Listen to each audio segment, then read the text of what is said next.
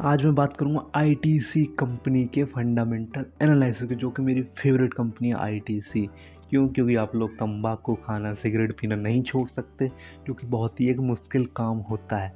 और प्लस भाई ये समझ रहे हो क्या देती है? डिविडेंड देती है 3 से 4% का। हम जैसे लोगों को जब एक साल में डिविडेंड देगी 3 से 4% का, तो क्या जा रहा है हमारा इसको खरीदने में और अपनी फेवरेट कंपनी बनाने में। मैं कोई रिकमेंड नहीं कर रहा, मैं बोल रहा हूँ सिर्फ जो ये करती है। तो वीडियो को शुरू करेंगे बिना टाइम वेस्ट किए। नए हैं सब्सक्राइब कर दीजिए, बाकी आपकी मर्जी है। तो देखिए जी, मैंने इसकी जो एनालिसिस की है, मैंने उसको एक पेपर पे नोट डाउन किया है, तो मैं नीचे देख के बात करूँगा। थोड़ी बहुत दिक्कत हो तो एडजस्ट कर लेना, तो उसके लिए अभी से सॉरी कह देता हूँ आप लोगों को। तो वीडियो को शुरू करेंगे बिना टाइम वेस्ट किए। तो चलिए शुरू करते हैं। तो देखिए जी, इसकी फाइनेंशियली स्ट्रेंथ है स्ट्रॉन्ग, जो कि होगी भी। और बात करेंगे वैल्यूएशन की, तो एक्सपेंसिव है और टेक्निकली न्यूट्रल है।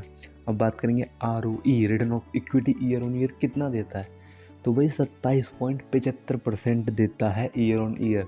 मैंने अब तक जितनी भी कंपनियों की एनालिसिस की है, उसमें से सबसे ज़्यादा रिटर्न ऑफ इक्विटी इस कंपनी का ही है, आईटीसी का।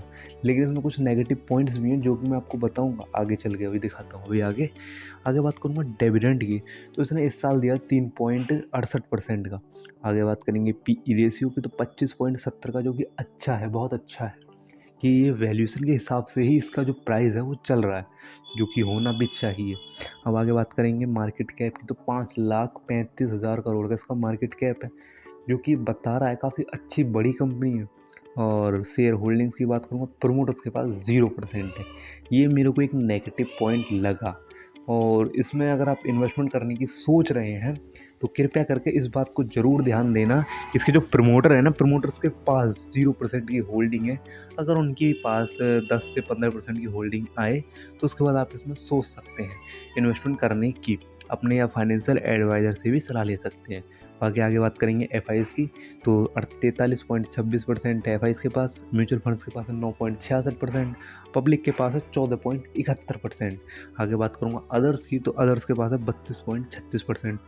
तो देखिए जी, एक नेगेटिव पॉइंट हमको यहाँ पर सिर्फ एक नेगेटिव पॉइंट मिला है प्रमोटर्स की शेयर होल्डिंग्स का। हम बात करेंगे रिटर्न ऑफ इक्विटी, ROE, मतलब ये सब फाइनेंशियल ईयर, वो तो हमने छोटा मोटा काउंट किया। अब ये करेंगे फाइनेंशियल ईयर, पिछले 3 साल के रिकॉर्ड को हम चेक करने वाले। तो चलिए वो भी कर लेते हैं।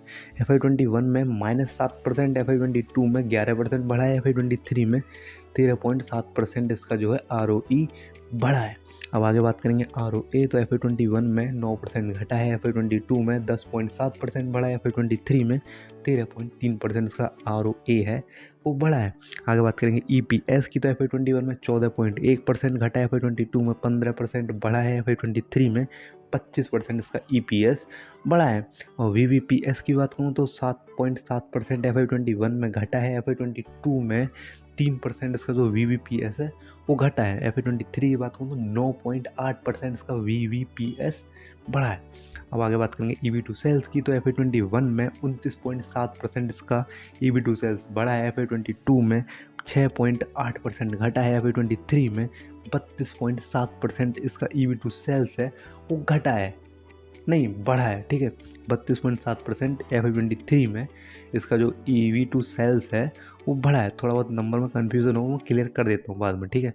अब आगे बात करेंगे डेप्थ एंड इक्विटी, इसके पास 0 डेप्थ है, जो कि एक बहुत अच्छा पॉइंट होता है। आगे बात करेंगे करंट रेशियो की, तो FY21 में 3.27 का था, अच्छा है। FY22 में 2.81 का घटा है, लेकिन FY23 में फिर से बढ़ के 2.79 का हो गया, क्योंकि ठीक है भाई, कंपनी है और अप एंड डाउन चलते रहते हैं इन सब में। आगे बात करेंगे नेट इनकम की, तो FY21 में 14% इसकी जो नेट इनकम है वो घट गई है, लेकिन FY22 में 15.8% बढ़ी है, FY23 में 25.9% बढ़ी है। लेकिन इसमें FY21 के जो नंबर ख़राब है वो इस वजह से ख़राब है, क्योंकि उस टाइम कोरोना चल रहा था, तो कोरोना की वजह से थोड़े बहुत नंबर ख़राब हो चुके थे FY21 में। आगे बात करेंगे रेवेन्यू की, तो FY21 में 0.3% इसका जो रेवेन्यू है वो FY21 में, अगेन कोरोना की बात कर रहा हूँ मैं, उस टाइम इसका रेवेन्यू जो है 0.3% घट गया। FY22 में 23.6% बढ़ गया, FY23 में 16.9% इसका जो रेवेन्यू है वो बढ़ चुका है। आगे बात करेंगे ऑपरेटिंग इनकम की, तो FY21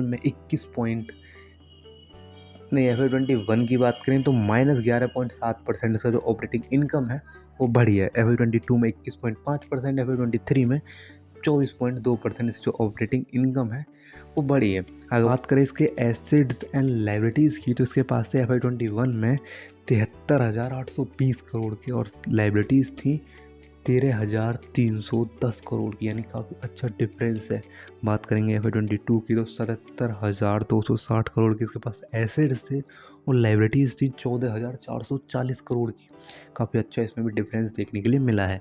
अब बात करेंगे FY23 की, तो इसके पास एसेट्स से 85,880 करोड़ की इसके पास एसेट्स थे और लाइबिलिटीज़ थी 16,340 करोड़ की। तो ओवरऑल एसेट्स एंड लाइबिलिटीज़ में काफ़ी अच्छा डिफरेंस है, मेरे को अच्छी लगी। और नेट कैश फ्लो भी इसका 139 करोड़ का इसका नेट कैश फ्लो बढ़ा है। लेकिन अब मैं बात करूँगा कि ओवरऑल कंपनी के नंबर कैसे लगे। तो देखिए जी, अगर उसमें 10 में से कितने नंबर दूंगा, मैं उसमें 10 में से 8 नंबर दूंगा, जो कि बहुत ही कई कंपनी आ जाती हैं उसके बाद देता हूँ मैं। तो इस कंपनी को मैं 10 में से अपनी तरफ से 8 नंबर दूंगा। और आप अपने फाइनेंशियल एडवाइज़र से सलाह ले सकते हैं, और आप हमारे चैनल पे नए सब्सक्राइब कर दीजिए, बाकी आपकी मर्ज़ी है।